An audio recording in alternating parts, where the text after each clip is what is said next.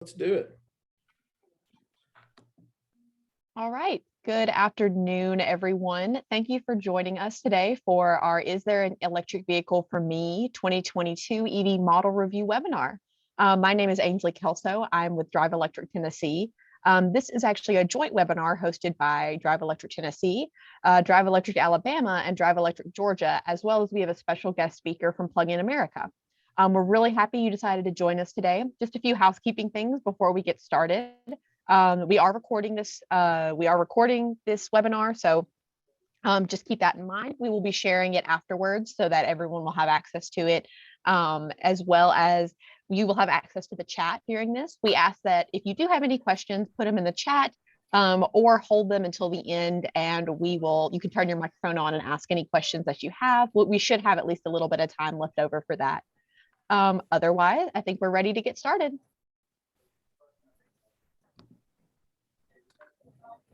There we go. So just a little bit about the Drive Electric programs as well as the Clean Cities program. So each of our Drive Electric programs for the individual states, they are being run through a local Clean Cities coalition.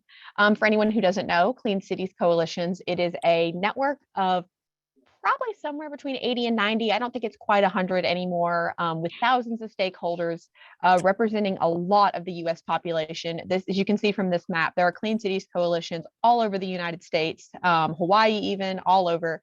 And we do work with the US Department of Energy to help see alternative fuel use grow all across our states. We work with fleets, we work with individuals, and then we have these fantastic Drive Electric programs in a lot of states where we are working to electrify transportation all over our state. So this is who you'll be hearing from today, along with our friends from Plug-in America. Great. All right. Well, thank you again so much for joining us, everyone. I'm Sumner Pomeroy with Clean Cities, Georgia, and I'm going to give you a brief overview about the Drive Electric USA program. It is a multi-state initiative, as Ainsley mentioned, and it's working on a few different priority areas. So one of the things that we're working on is educating consumers like yourselves who are interested in possibly buying an EV or have bought one, maybe want to buy another one. But we'll be doing, this has been one of our joint webinar initiatives, and we've done several over the last few weeks. There's also EV chapters if anyone's interested in joining an EV club locally. We work with utility companies to educate and engage around best practices related to electric vehicles, as well as help with advising for electric vehicle infrastructure charging networks. We work with state and local officials, as well as educating dealers and the salespeople that you will see at dealerships to help make sure they can answer any of your questions related to EVs, as well as we'll help fleets who are interested in working with the transition from a diesel or gas vehicle to an electric vehicle. So there's lots of different things that we're doing with this program. It's a great initiative, and we've got more states joining each year. Next. So for those of you who haven't been on any of our other webinars, we do want to make sure that you're aware of something that's called the EV charging corridors. That's run by the Federal Highway Association. So this is a system that's been developed to help create a network of electric charging stations. So if there's two different options. One is EV ready, which in this instance means that there's a charging station every 50 miles along the interstate, and it's within 5 miles of the interstate. So those would be the green sections you see on the map. And then the yellow, orange dotted sections are ones where there are charging infrastructure planned for every 50 miles. Now, what's going to be happening soon is that this is going to be completely transformed with some of the funding coming down that Michael will talk more about. But instead, the charging stations will be moved closer and they'll be higher powered. And so it'll be more incentivized to have a national network for electric vehicle charging stations. So we're very excited about it. With that, I'll let Michael tell you more.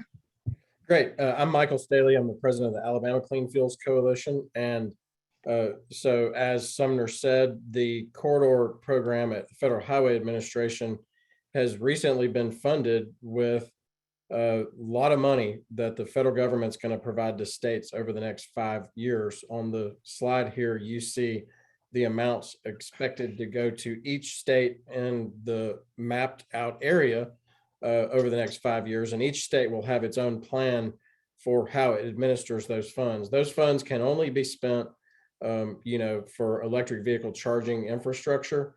and the rules and standards that govern that will be put out by the federal government. The states will administer their programs, some, different than others, but they will have a program. And if these funds, one thing that we know is that 80 to 90% of EV charging occurs at home. And this network of charging stations is very critically important for anyone that's considering owning an EV, where you would travel outside of your, home base area where you might charge at home or at work. And so this is a critical infrastructure for our whole country. And we are working, each of us, with our own states. You also have, so these are formula program funds. So the states will get the money, they will make a program, they will get a certain amount of dollars each year.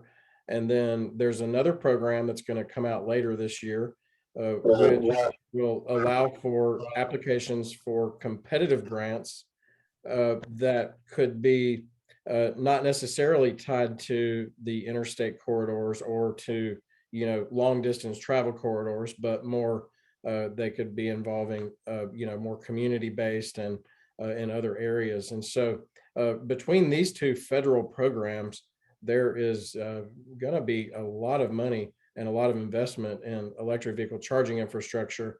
So over the course of the next 5 years, if you now have any concerns about the availability of charging for public trips, that's going to go away in the next few years. And additionally, I'm from Alabama, and a lot of states have their own programs. And right now, Alabama has 2 open grant opportunities statewide. That one would be looking at interstate corridors and another looking at non-interstates. So our state is funding, grants for charging infrastructure that businesses would match and pay, a matching to that grant, and ultimately in the long term be responsible, for that infrastructure. So we want to make sure that we impress upon you that charging infrastructure will be available. Today's topic is not charging infrastructure. Today's topic is to talk about the EV spectrum and the types of EVs that are available. And we're really happy and appreciative that Chris Neff with Plug-in America has agreed to join us. And so without further delay, I'm going to turn it over to him, and I'm going to stop sharing my screen and ask Chris to share his. And just a kind of housekeeping note, anybody that has questions along the presentation, feel free to put them in the chat box. We'll make sure that we get those addressed by Chris, and we hope to have time at the end for discussion. So Chris, are you ready to go? I'm ready to go. All right, take it away. All right, let me get this on the full screen here. Almost ready to go. There we go. All right. Thank you for the introduction, and thank you everyone for joining us today. So I'm Chris Neff. I'm with Plug-in America. Plug-in America is a nonprofit that has been around since 2008.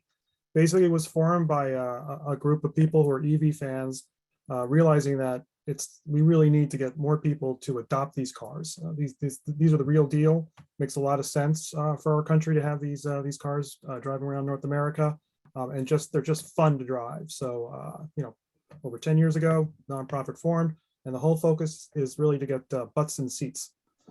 So I'm here to talk about all the EVs that are available to you, that are on the market now, and the charging infrastructure, and then all the cool incentives that are out there with these EVs, as well as what the community is like. Once you have an EV, it's a really cool community. I've actually been driving electric vehicles since 2007.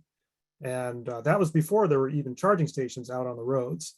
I have unplugged many a vending machine as I drove along these roads to try and get some juice on my way. It took a long time. It's not like that anymore. You can pull up to a station now and charge up within about 30 minutes, and then you're on your way for the next 200 miles. So a big improvement in over a decade.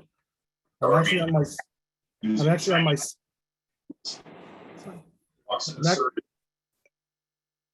my sixth EV, and I drive it everywhere. It is my daily driver. So we'll talk a little bit about what is an electric car. Really simply, it is a car that doesn't have a gas engine. It runs on battery, and some electric cars now can go up to 500 miles of range. Just a few years ago, 150 miles is pretty long. Now most EVs are hitting the ceiling of about 300 miles, and some can do over 500. Pretty amazing, and that really makes them long distance drivers now. There are high incentives available for these cars. You've got the tax incentives. You have incentives from utilities. We'll talk about that a little bit today. And there's less maintenance, and cost of ownership is really reduced. I mean, especially with gas prices today, but even before gasoline spiked, with the electric rates that are today, it cost about $3 to get 100 miles of rain, to pump 100 miles into your battery if you're plugged in at home. So $3, that's really inexpensive. And they're not for everybody, but if you have access to a charging station, or the ability to charge at home and get to where you want to go, these are perfect for that. It doesn't have to be your main car, it could be your second car or your third car. And you'll see that the prices vary greatly. So there are lots of choices out there. Some may know this, some may not, but electric cars actually have been around for a very long time. The first one driven in the world was in 1881 in Paris. New York City actually had electric taxis, and they charged up along the sidewalk. They had charging stations along the sidewalk. And there were actually more EVs than gas cars at the time, and they marketed these cars to doctors and women. And the reason is because there was no smelly gasoline, and also, and for doctors, there's no crank, and same for women, there's no crank. So it's very easy to start up, and it started up immediately, and they can just drive off. Again, no vibrations, no noise. They were really, they're very popular vehicles. They were expensive at the time, but still, there weren't that many of these transportation type vehicles on the road. But then eventually gasoline cars took hold. They became less expensive, and then gasoline started to become readily available, and it just took off from there. But now we're back. So about the benefits of EVs, they are affordable. The incentives that are out there really can drive the price of EVs down. But even so, there are a number of manufacturers that have introduced EVs even before incentives that are under $30,000. So the Nissan Leaf, which gets a basic range of about 150, that's around $24,000. That's pretty expensive. And these cars are not stripped. There's a lot of cool stuff in them. They're very comfortable to drive. They charge up quickly. And again, that low maintenance also goes a long way. And just mention here, the Plugstar.com site, I'll talk a little bit more about that. That is a site run by Plug in America. That you type in your zip code, and it lists all the EVs that are available to you in your area, plus incentives, plus how efficient they are to drive. One of the best things about EVs, and this goes for all EVs, they are so cool to drive. They're a hoot to drive. They're quick. And that's because you have that instant torque. There is no delay. They just boom. They just, they're going to go, they just zip along. They're quiet. There's no heat pollution. So again, there's no emissions, but engines in a car produce heat. EVs don't do that. So if you're in traffic on a hot summer day in a gas car, it's hot. You got the air AC going, makes it even hotter outside where you are. EVs don't do that. Also, they're quiet. So EVs, you drive through a quiet neighborhood, you're not disturbing anyone. It's amazing. When you roll the windows down and just roll through a neighborhood and listen, you can hear everything. You can hear kids on the sidewalk playing, you can hear animals, birds chirping. It's amazing how much an engine drowns out. Also, there's no vibration. These cars are fantastic to drive, especially in traffic. And here are the benefits of no vibration, no noise, no shifting of a transmission because they don't have transmissions. It's amazing that if you're stuck in traffic, how less fatigued you actually feel in an EV. In a gas car, it really starts to wear on you. You're an EV, it's not so bad. Driving an EV for extended periods of time, you get back into a gas car, it feels like a car built in 1891. EVs are just inherently smooth, all of them. Again, I talked a little bit about there's less maintenance, so there's no oil changes to worry about. Just as an FYI for the batteries actually there's a mandated warranty on batteries. That's 8 years, 100,000 miles. So all modern EVs will have that warranty built in for the battery. The battery is the main cost of any EV, but very rarely are there any issues with those. We talked a little bit about there's less pollution, and then less costly. So again, costs are about $4 every 100 miles, depending on where you are in the state. If you're on solar, it's even cheaper than that. And then I touched on about that long warranty that just comes with the car. That's above the manufacturer's warranty. This is the mandated warranty. So it's really there really isn't a lot to worry about with these vehicles. the media likes to jump on car fire. So if an EV catches fire, it makes the front page news. That's because there aren't as many EVs as gas cars. So data has recently come out showing that these EVs are actually very safe. So for every 100,000 EVs sold, there are 25 fires, versus for every 100,000 gas cars sold, there are 1,530 fires. So big difference. EVs can catch fire, the batteries can. They don't, it doesn't happen quickly. Gasoline ignites very quickly. EVs, what happens when they catch fire is usually because the coolant around the batteries has leaked after an accident, and they start to heat up and they smolder. There's time. What also is happening is a lot of the first responders, they're being trained on how to put out these fires. They're a little bit different. They use a different type of foam, and it takes a little bit longer to extinguish them. But again, the most important thing to see here is that these cars actually are safe. And also, there is less of a chance of a severe injury in an accident in these cars. The data has not become specific as to why that is. It's just that they have noticed that these there's a better chance of less of a serious injury in these cars. And that most likely is because there is no engine or transmission to get out of the way. So in an accident, you have these crumple zones in cars to protect you. The engine has to go somewhere. In an EV, they don't have an engine. The battery is underneath. It's part of the frame. It actually strengthens the car. So in front and rear, now you have full crumple zones to protect the passengers inside the car. EVs are here. We're over the hump. You know, it's not a fad anymore. Just about every manufacturer now has committed to building EVs and going all electric in 5 to 10 years. The growth is amazing. So just a few years ago, maybe 1%, 0.5% of the cars sold out there were electric. We're almost at the 5%. That's a big jump in just a few years. And by 2030, they're predicting that over 50% of all car sales could be electric. So the great news for us is that we're going to have a lot of choices. These cars are getting better every year. They're bigger. They're like SUVs. I've got lots of models to show you. And the prices are coming down very quickly. About every 2 or 3 years, battery technology takes a leap and prices drop dramatically. The battery is the most expensive part of the car.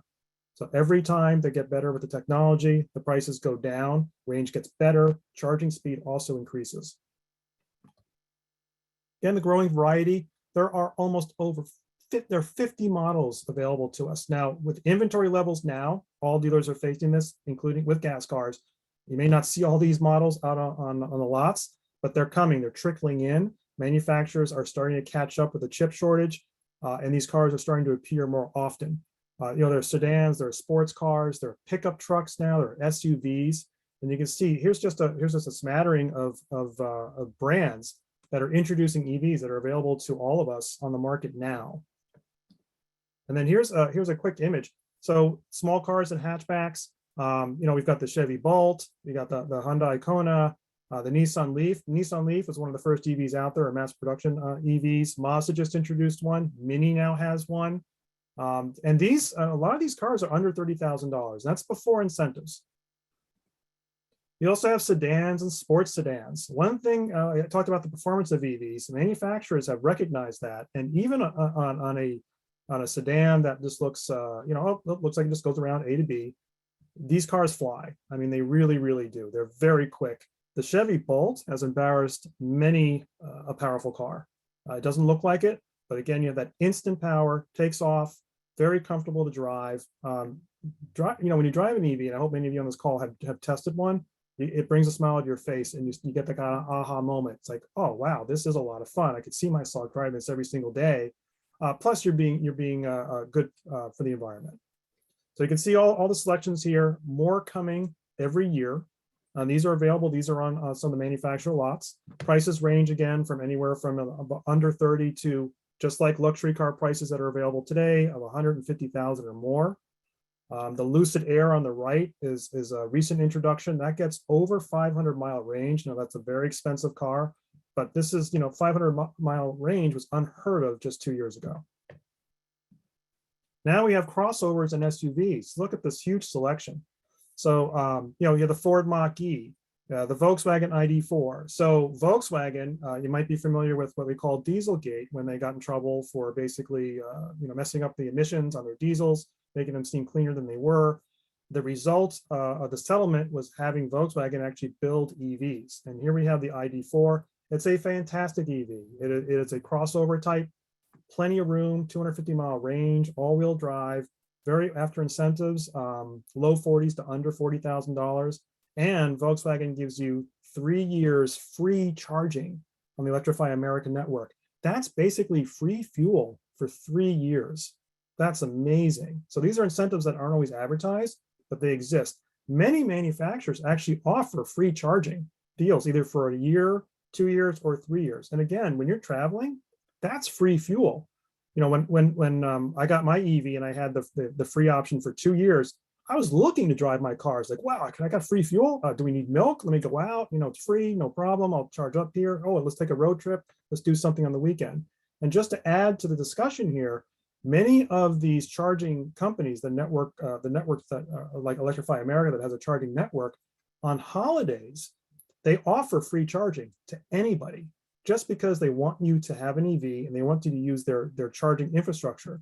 So Electrify America on Christmas, Thanksgiving, and other holidays will allow you just to pull up to their charging station. You don't even need a subscription, plug in and get a free charge as many times as you want for 3 or 4 days, however long they're offering it. That's fantastic. You don't get that with gasoline at all. So anyway, moving on, lots of different SUVs here and crossovers to choose from. All great cars. I really want to stress that these are all fantastic vehicles to drive. You're really not cutting, you're not taking any shortcuts by getting a model that could be under 30,000 or in the 30s. These are all fantastic cars to drive. And now we have pickup trucks. So the Ford F-150 Lightning, you know, they're gonna probably sell every single one that they build. This is a fantastic vehicle. It's a great decision by Ford to do this. The top of the line Lightning will actually power your house for up to 3 days. So they have technology, you know, that allows it to do that. Plus these cars, because there are no engines or transmissions in the way, they make a great use of space. So under the hood of that that 150 is all space. And what they put in there are a bunch of outlets, so you can plug in different devices, not just the ones that you find with a cigarette lighter adapter, but actual plugs. The other benefit of having an EV is the interior space of any car, not just the trucks here, lots of room, because again, you don't have a transmission hump. They don't need to put that anywhere. It's the floor is just the battery, and you've got all this space. So even the smaller EVs have tons of room inside. And here's the Hummer EV, you know, that just came out. The Rivian, a company that is new, and that's what you see. You'll see a lot of cars coming out that maybe you don't recognize the name. So lots of different brands are introducing these vehicles, it's great for all of us because prices, it gets competitive. Other vehicles coming very soon by summer or by early next year. Polestar is going to introduce a sports coupe. That's kind of a division of Volvo. Toyota is finally coming out with an all-electric SUV, the BZ4X. It should be out in the summer. It's about 235-mile range. It's really nice. And you know, it's a Toyota. It's great. It's going to be reliable, and it's going to be comfortable to drive. Subaru, it looks just like the Toyota. That's because it's very similar. They had a joint venture and they built an EV together. Again, those are arriving very soon. Nissan has one as well. So above the leaf, Cadillac, and the company Fisker, which introduced a plug-in electric long ago. Now they're back, introducing a full electric. So, and there's going to be more coming all the time. Again, everywhere you look, you're going to see one of these. 5 years ago, if I saw another EV on the road, we always waved to it like, hey, it's an EV. Now it's just another one. But it's really cool to see. So I mentioned Plugstar.com because there are a lot of EVs to choose from.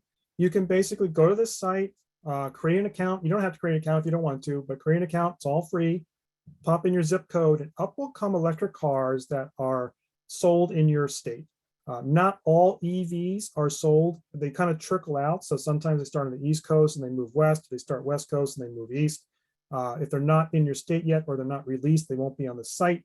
But if they're there, they will come up. And then what is also shown are the specifications related to that vehicle. So the range, how quickly it takes to recharge it, how efficient is that car? So maybe it's the EV is, because not all the EVs do vary. Not all are extremely efficient. And we show that here on your site. So it will actually put in numbers that explains how much it'll cost you to drive the car. Still a lot less than gasoline, but it's nice to see if you're doing comparison. And you can have these cars side by side to compare which one that you want. And then once you decided on the vehicle, any dealers that my organization has trained, because we do train dealers on how to sell electric cars and service them in some ways, will be listed at the top. So you know that if there's a dealer that has one of the Plug in America little icons next to it as a certified dealer, you'll know that when you go there, they will be able to answer your questions and they will be good advisors when you're making your decision. Again, here's just as I talked about just before, the cost of the car, and you'll be able to do comparisons. And you'll also on the site, you'll also be able to pick charging stations for your home if that's what you're looking to do. So all that information is here. It's free. We update it just about every single day. And it also will list incentives. So the federal tax rebate is not available to every car. GM has already exhausted it. So when a manufacturer sells 200,000 vehicles, that rebate disappears. So Tesla and GM have already exhausted that. And that would not come up on the site if you were looking at a Tesla. But maybe there's a state incentive that goes along with that Tesla. That will show here. And any other incentives that we're familiar with will be listed here. So sometimes utilities will have incentives. One thing you definitely want to do when you're shopping for an EV, contact your utility. Go to your utility's website to see if they have any incentives they're offering. Many incentives that a utility offer are not always advertised. They're just there. And some of them aren't even listed on the site. So it's best to check the site first, then give them a call, and you might be pleasantly surprised to see what they offer. It could be a rebate to a car, or it could be a rebate to a charging station. And sometimes they will give you charging stations. It really is these deals, they come and go. But as an educated shopper, it's definitely worth your time to check those out. So I mentioned, about the tax incentives, the utility incentives. So just to kind of give you an idea of what's out there about utility incentives, some utilities will give money back toward the car so that you have the federal tax and state incentives. So let's say the federal tax incentive is $7,500. The utility may add $2,000 to that on top of that or more.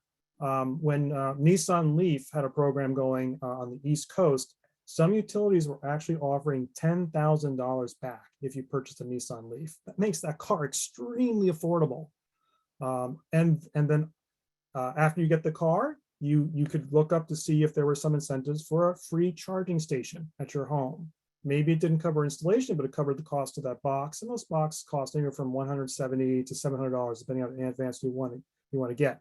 But the beauty of this is that these are available to almost every EV that is out there. So it makes them even more affordable. And it's kind of cool to get free stuff. We all like to get free stuff or get a deal, because we did a little bit of shopping and we found all these really neat things available to us. And then, as I mentioned before, free charging on holidays. I mean, what gas station gives you free fuel? It's amazing that they do this, and you just plan a road trip around it. And again, Electrify America, they're nationwide. So these stations are all over the place. So charging, when you depict or zero in on the EV that you want, what do you do about charging? Well, most of us charge at home. Over 80% of us actually charge at home. The rest we charge at work if our office offers those charging stations, and more are actually building them in. And that's because utilities are giving grants to corporations to install them so that more people adopt EVs. And then, of course, there's charging at the public stations on the road when you're taking a road trip, like Electrify America, EVgo, or Green Lots, or any of the other brands like ChargePoint that are out there that provide this. These I'll talk a little bit about these public stations, these fast stations that actually make road travel very convenient.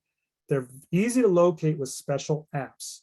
Manufacturers include in the navigation ways to find charging stations, but they don't update the data all the time, so it might be outdated.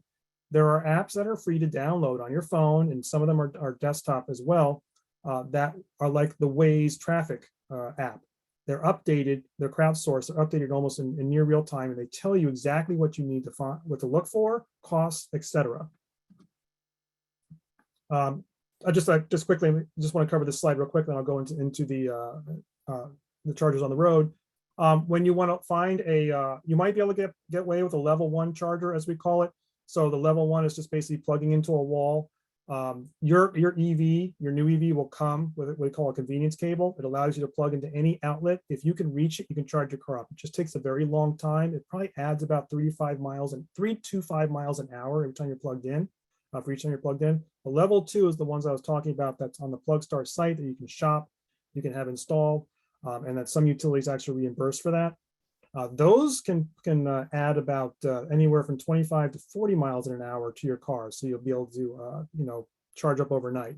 In addition to us listing charging stations on the Plugstar.com site, we also on occasion in areas we list electricians that we have vetted, that we know that can do the job.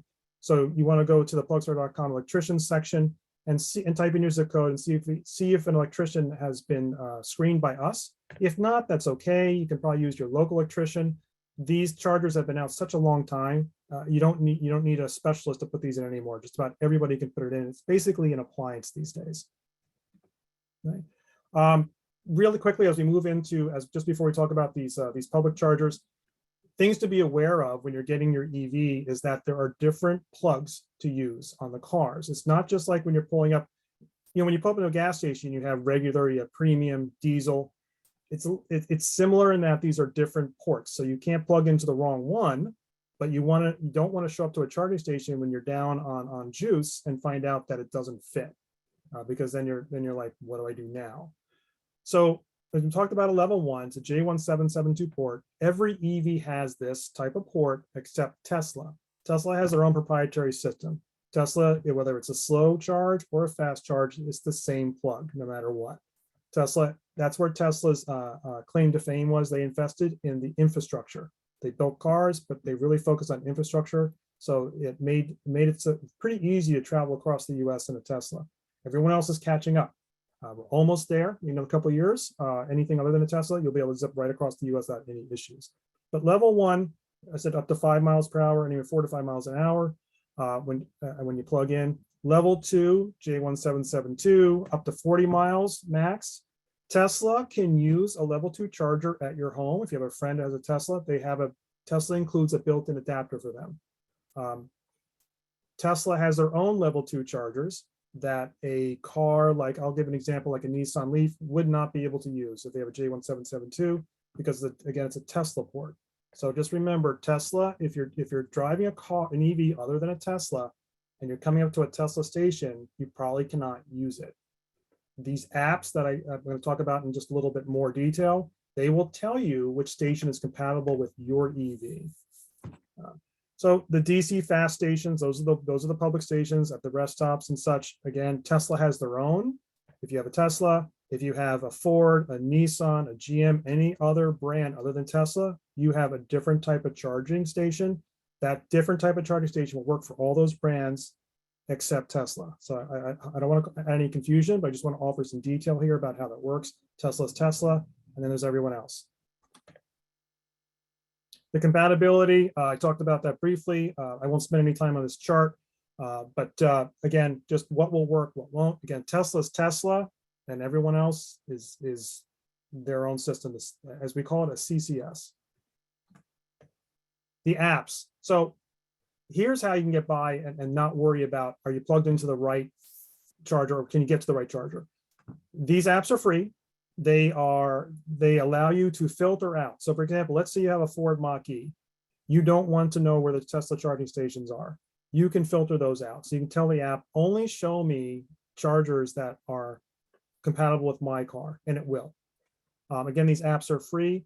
As I mentioned briefly, that manufacturers in the navigation include also where to find charging for that car, but it's not updated. And in fact, some of the manufacturers actually will list Tesla stations that are not compatible with that EV that you have. And they do that because their data is very, it's very kind of general. It's just charging station, fast or slow. So these apps, you want to have them. It's a great companion. They're free. PlugShare is probably one of the most popular. You can download it right now. You can go to Plugstar.com and just see what's there on your computer and type in your zip code. I think you'll be impressed at how many charging stations are actually around. And because it is crowdsourced, they tell you the cost, they tell you how reliable they are, the network that they're on, and where to find them. So years ago, charging stations were kind of put wherever they could fit them. So sometimes you'd have to, like, you look at the Plugstar app and you go, oh, I got to go back here, got to drive around here. Oh, it's over there on the side of the Walmart lot. There it is. Okay. Now they're more out in front. They are well lit. They're safe. The charging networks, like Electrify America or EVgo, they have 24/7 hotline. So if you have an issue, you can call them and they'll help you get connected. There's another app out there that I'm going to just recommend everyone. It's called ChargeWay. One cool thing about ChargeWay is it works very much like PlugShare. But ChargeWay is great for when you're planning your trip. So you type in the type of EV you have, and then you say, okay, I'm starting here and I want to go there. ChargeWay then looks at the map of what compatible chargers are available to you along your trip. Then it calculates how long you'll be driving as well as how long you'll be charging. And then it gives you an estimate of the cost to that charging. That's really cool. So you can pop in a Ford, or you can put in a Chevy Bolt, or if you have a Tesla, you can enter a Tesla model, and it'll tell you where all those chargers are that are compatible with your car, how long you're going to be driving, how long you'll be charging, which is great because you can plan that trip that way, and then the estimated cost. So these are getting really smart and really convenient, making the experience that much better. So just a quick chat here about what these stations look like physically. On the left is one that works with all EVs other than Tesla. So they're usually rectangular. There's this one's an Electrify America, EVgo is same, ChargePoint pretty much the same. Tesla, they all look like that on the right, red, kind of that rectangular shape, the see-through there, and it says Tesla at the top. So if you are in a Nissan and you're pulling up to the station, you're not going to be able to use it. There are discussions about, and also on social media, oh, but there are adapters you can purchase. Yes, there are adapters. They're not 100% foolproof. They don't all work. Tesla is testing the ability for other EVs other than Tesla to work on their system. That's happening in Europe right now, and vice versa for anything that's not a Tesla. Will it work on a not? Would a Tesla work on a non-Tesla station? Tesla's actually selling adapters for their own cars to do that. Again, it's not 100% foolproof. So another year or so, you'll see that they're probably we will be able to use other Tesla chargers that we don't have a Tesla, and vice versa. But right now, just stick with what is compatible with your car, and that will make it much easier to use, especially on road trips. So the fast stations that are not these DC fast stations that are not Tesla, I'm just going to talk about these here. There are many out there, and what you need to be aware of is that they are run by different networks. So gasoline is pretty easy. Go to the gas station. Okay, I want regular. You're pretty much going to get regular without any issue. The charging stations, when you go to one of these charging stations, you should have a subscription to it. So this is also why these apps are helpful to you, because they will tell you who that manufacturer is at that charging station. And you can see in your area and just go online and sign up before you take a trip. If you haven't signed up before you take your trip, often they'll let you do that right there on the spot. You can call them and they will remote start you. You don't even have to sign up. Or you can swipe a credit card. Most of them are getting credit card readers now. But if you are taking trips often, you want to pick a network that you're comfortable with. I have multiple just because I travel all around the East Coast.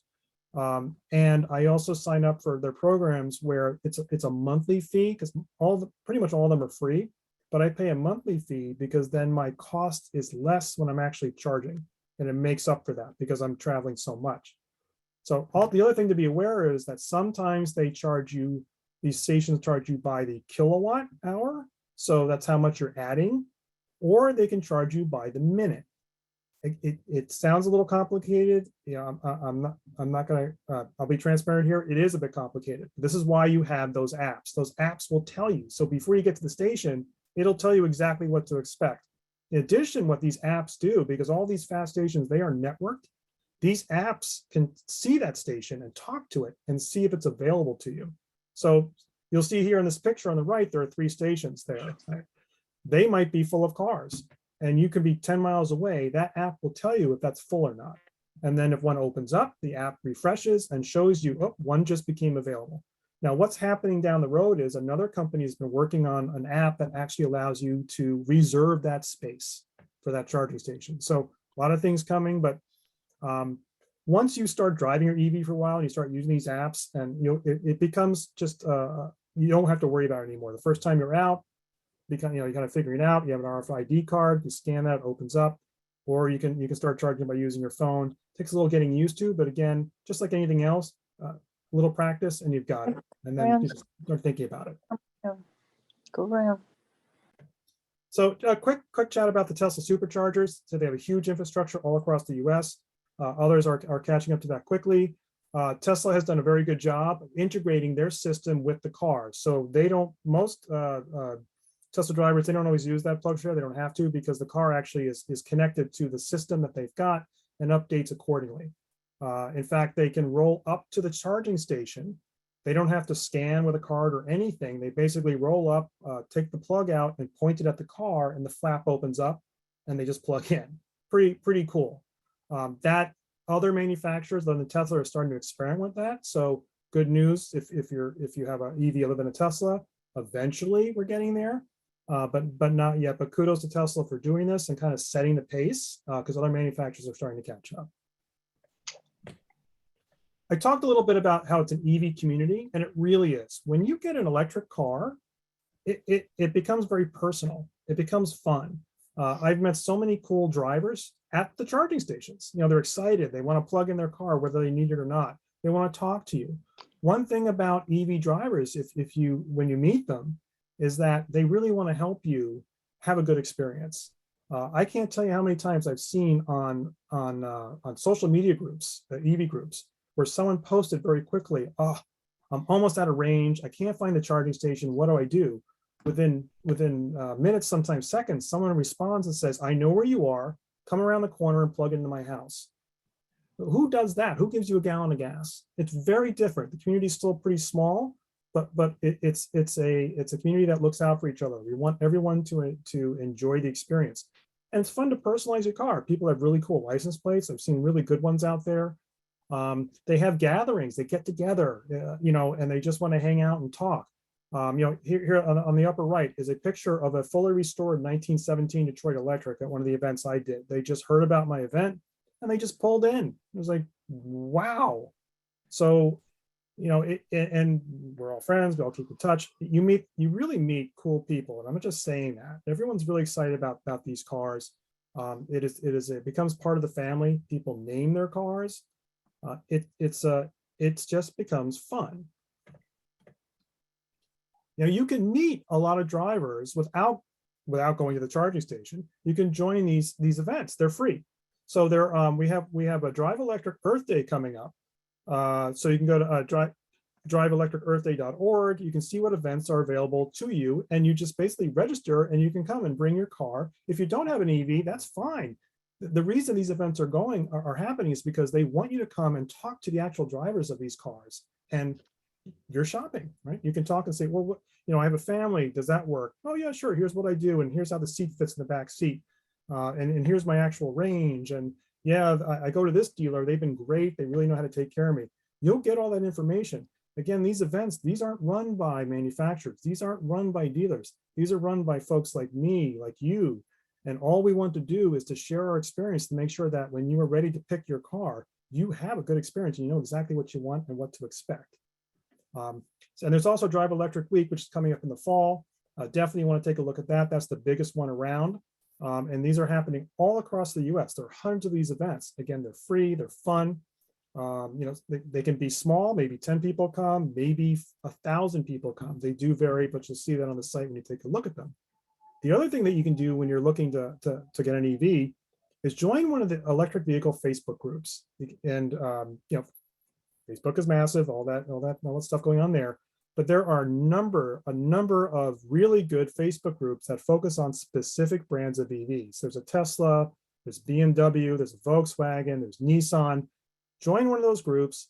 Take a look at what people are asking. Concerns too. In these groups, you will see what concerns people have with the car that they've been owning for a while. So you'll go, oh, you know what? That's not so bad. That's acceptable to me. Or, ooh, you know what? I don't want to do that. Like, for example, I'm sure many of you on this call have heard about, the Chevy Bolt, the recall because of the potential fire hazard. The actual fires they had was very minimal. but there was a huge discussion about that on the Chevy Bolt Facebook page, big one. And people were giving hints about what to do and how to talk to the dealer. Oh, and I just got the recall. I just got my new battery. In fact, it's a brand new battery. I now have more range. So you get all this insider information, if you will, and you can ask questions too and say, you know what, I have a Bolt, or I'm looking to get a used Bolt. What do I look for to make sure that battery was one of the ones we placed? And do I have to worry about it? And they will come right back and answer those questions. And on these groups, it's not manufacturers and it's not dealers. It's actual drivers who have these cars and have experienced this. So these are really, really good resources. And again, free. One more time, utilize the Plugstar.com site when you're shopping for EVs. Lots of information there, charging infrastructure. And on top of that, you can email us as well. So we do have that support. It's all free. You can email us or even call us. And we'll give you a call back, or we'll give you an email back. We'll answer your questions for you. If there's a dealer in one of our families that we've trained, we'll recommend go check out that dealer if that's the car that you're looking for, and so forth. We'll also look up those incentives that are in your area. You just provide your zip code to us, and we'll take a look. And these are actual people on the other end, like me. We do take the time to answer the question that you have asked. We don't just shoot it back to you and say, here, go over there or check over there. No, we want you to have a good experience shopping, and then of course ownership. And that's what I have for today. I really appreciate you all taking the time today, and happy to answer any questions.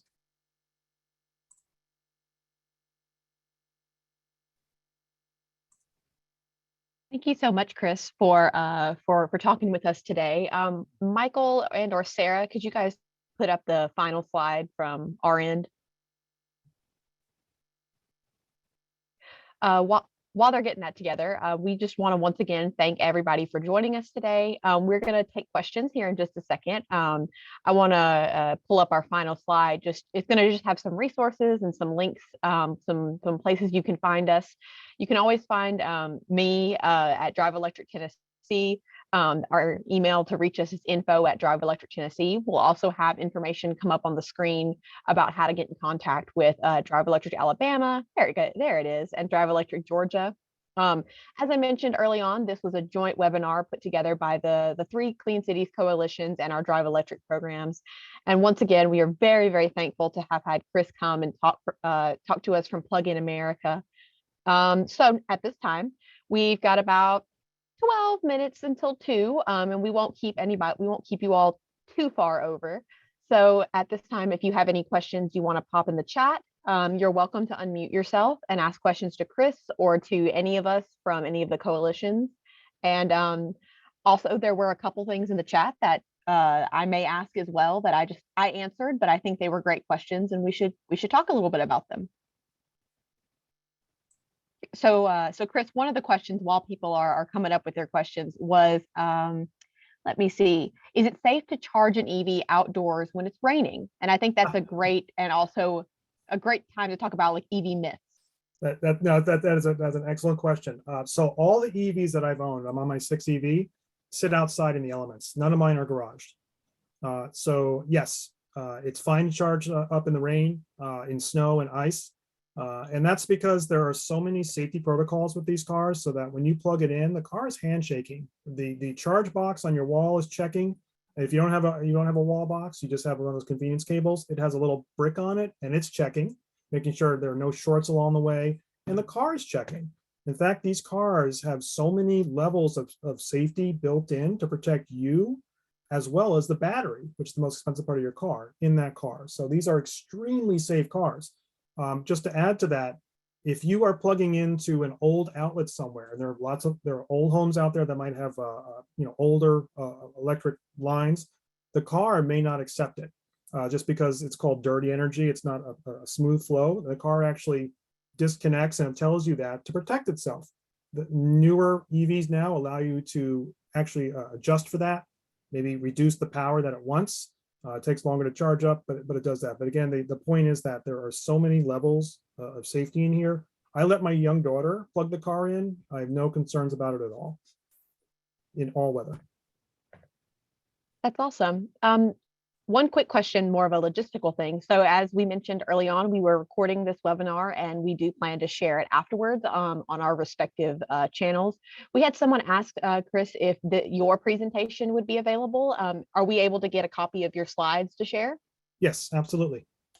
All right, so whoever asked that question, just know that we will be sharing the link to the slides for you all when this is finished. Would anyone else like to unmute themselves or ask a question in the chat?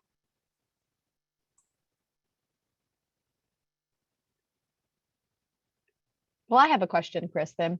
Sure. Let's say, so I personally don't have any kids or anything like that, but let's say I do have a small family and I'm wanting to consider an EV, but I'm afraid there isn't a car for that. Can you tell me a little bit more about EVs for families? Sure. So on the slide with all the SUVs and crossovers, those are really great for families. There's a huge amount of room, especially in the back seat for baby seats. If you have those for child seats. My daughter, I had child seat in the back. And because there is no transmission or engine or even exhaust pipes, you have a flat floor. And it's amazing how many kids things can end up there, but it's great for storage.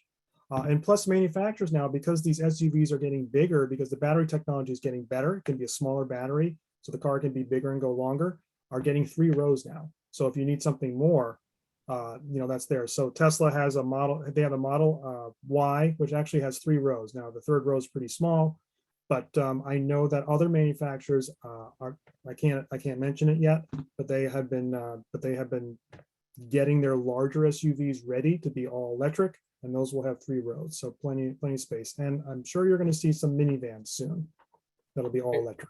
And Chris, I personally drive a crew cab Chevy pickup truck, and I've reserved a Silverado, but I have a truck because I like to go pick up lumber and stuff at Home Depot and do a little woodworking, but I also have a son and I need a car seat to fit in there. And so I like the big cab and, the family travel, but and I think I'm going to be able to get an electric truck that looks just like my gas powered truck for about the same price that I would pay for a new gas powered truck. So I'm excited about that coming up in the next year or so.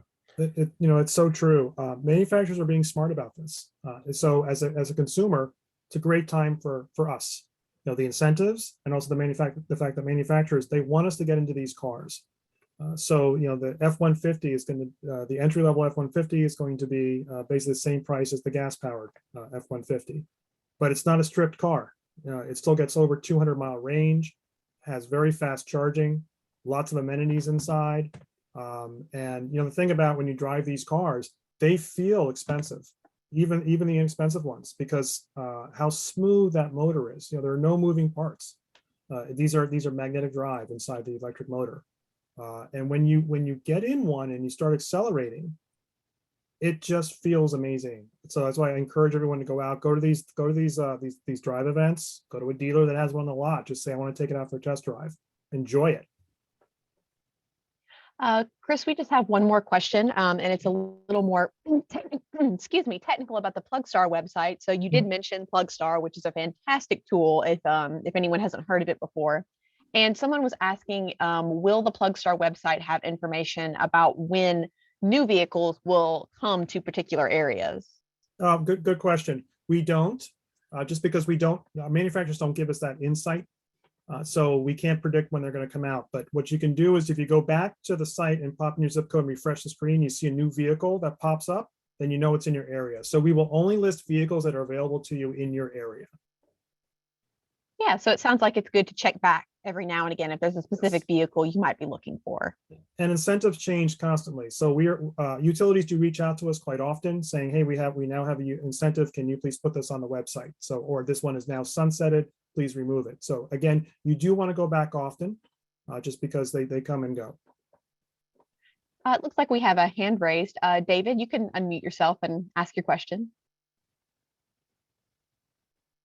Thank you. I was listening to the Zoom as I was entering the house, and my wife had finished watching one of the shows on television called The View, and they were complaining about difficulties with electric vehicles They brought up three different notions. Apparently, Whoopi Goldberg got stuck somewhere in her Tesla and was out of phone range and said, why don't they have OnStar in these things?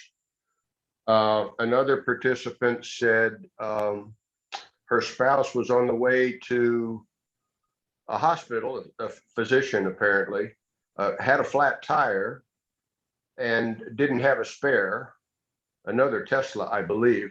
The third thing that was brought up was the inability to tow some of these electric vehicles.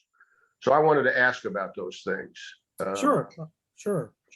Great. That's actually a great. I was actually just reading about that this morning, so on the View, and so Tesla is a very new manufacturer of cars, and they don't have the infrastructure like maybe a GM does with OnStar. Sure. So some of the things that Tesla had to do was basically they modernized. Tesla was great for early adopters because everything is done by an app. In fact, when you want to have a service call, it has to be done through the app now. If you call the service center, they're like, okay, put it in the app.